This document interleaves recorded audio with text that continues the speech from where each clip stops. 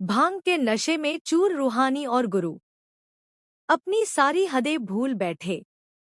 हालत ऐसी कि खुद पर काबू ही नहीं रहा और पूरा परिवार बस हैरान खड़ा देखता रह गया। बड़े चौधरी की आंखों में गुस्सा, दादी के चेहरे पर सख्ती, क्योंकि जो हो रहा था वो इस घर की मर्यादा के बिल्कुल खिलाफ था। और फिर मामला यही नहीं रुका। नशे में डूबी रूहानी ने तो हद ही पार कर दी।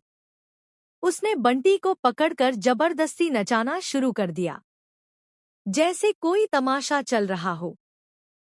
हर कोई असहज, लेकिन कोई समझ ही नहीं पा रहा कि ये सब कैसे रोका जाए। लेकिन असली झटका तो तब लगा जब रूहानी ने अपनी ही सासू माँ को नाचने पर मजबूर करने की कोशिश की। सोचिए, जिस बहू से संस्कार की उम्मीद थी, वही आज सबके सामने हदें तोड़ रही थी।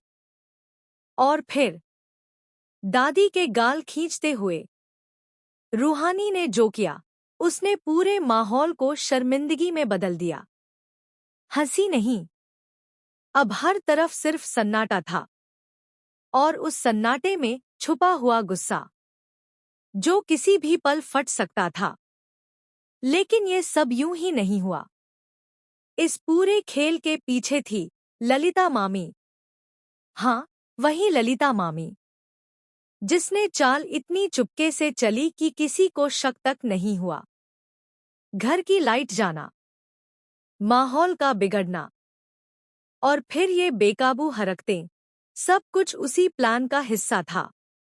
अब तूफान बस आने ही वाला है। जैसे ही रूहानी और गुरु का नशा उतरेगा, घर में ऐसा विस्फोट होगा कि कोई संभाल नहीं पाएगा। दादी का गुस्सा 7वें आसमान पर होगा, क्योंकि उनके सामने इस तरह की बेहूदगी पहली बार हुई है। बड़े चौधरी भी चुप नहीं बैठेंगे। गुरु को साफ साफ सुनाएंगे कि उसने घर की इज्जत का मजाक बना दिया।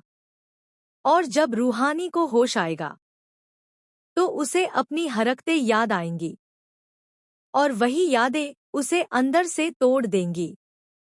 शर्मिंदगी, पछतावा और डर सब एक साथ उस पर टूट पड़ेगा।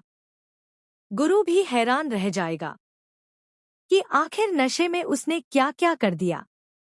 लेकिन सबसे खतरनाक बात अभी बाकी है।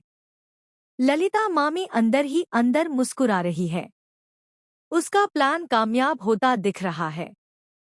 और अगर सच बाहर नहीं आया, तो ये खेल और भी गहरा हो जाएगा।